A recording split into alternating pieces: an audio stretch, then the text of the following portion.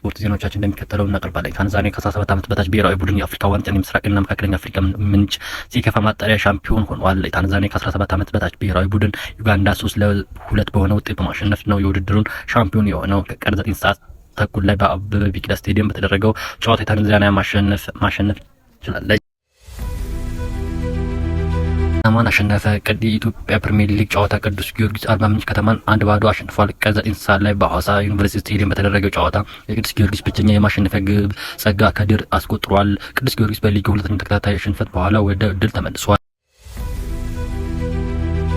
በሌላ ዜና ደግሞ የማብረግ ቫይረስ በሽታ መተላለፊያ መንገዶችና መከላከያ ዘዴዎች። የማብረግ ቫይረስ በሽታ በወረርሽኝ መልክ የሚከሰት የደም መፍሰስ፣ ትኩሳት፣ ህመም ሲሆን በሰዎች ሆነ በሌሎች እንስሳት ላይ ይከሰታል ተባለ። የበሽታ ምልክቶች ለቫይረስ በተጋለጡ ከ2 እስከ 9 ባሉት ቀናት ውስጥ የሚታይ ሲሆን ምልክቶቹ ከአፍንጫ ወይም ከቆዳ ስር ደም መፍሰስ፣ ከፍተኛ ትኩሳት፣ ብርድ ናቸው ተባለ።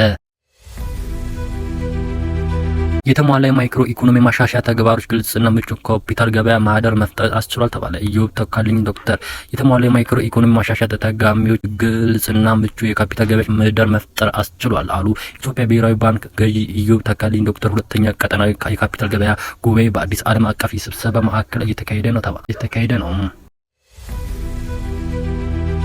ግና ጉዞ ለመፍጠን በአሰሪዎች ተሳትፎ በሰራተኞች ውበት መካከል ሚዛን መጠበቅ ወሳኝ ነው አቶ አደም ፊራ ተባለ።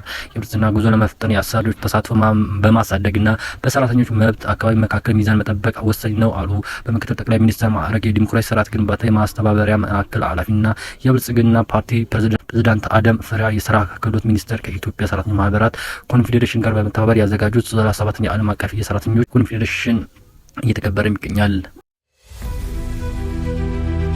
አምባሳደር ጀማል በከር ዶክተር ሹመት ደብዳቤያቸውን ለተባበሩት አረብ ኤሚሬቶች ፕሬዝዳንት አቀረቡ። በተባበሩት አረብ ኤሚሬቶች የኢትዮጵያ ልዩ መልእክተኛ ባለሙሉ ስልጣን አምባሳደር ጀማል ሹመት ደብዳቤዎችን ለተባበሩት አረብ ኤሚሬቶች ፕሬዝዳንት ሼክ መሐመድ ቢን ዛይድ ኤል ናይን አቀረቡ። በዛሬው ዕለት በቃስር አል ዋልተን ቤተ መንግስት በተካሄደው ስነ ስርዓት የሹመት ደብዳቤዎችን ለፕሬዝዳንቱ ያቀረቡት አምባሳደር ጀማል ዶክተር ኮርፖሬሽን ታዬ አጽቀሥላሴ ነው።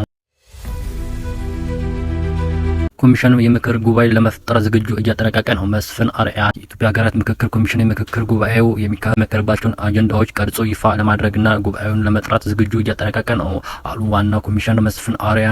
ኮሚሽኑ የኢትዮጵያ የሃይማኖት ተቋማት ሲቪል ማህበረሰብ ድርጅት የላቀ ተሳትፎ ለሀገራዊ ምክክር ውጤታማነት በሚል መሪ ሀሳብ የምክክር መድረክ እያካሄደም ነው ተባለ። ዜናውን ለእናንተ እየመራው የነበረውን የአሪፍ ሻምብል ነኝ። አዲስ ለሆናችሁ ሰብስክራይብ እና ደወል ምልክቱን በመንካት ቤተሰብ ይሁኑ።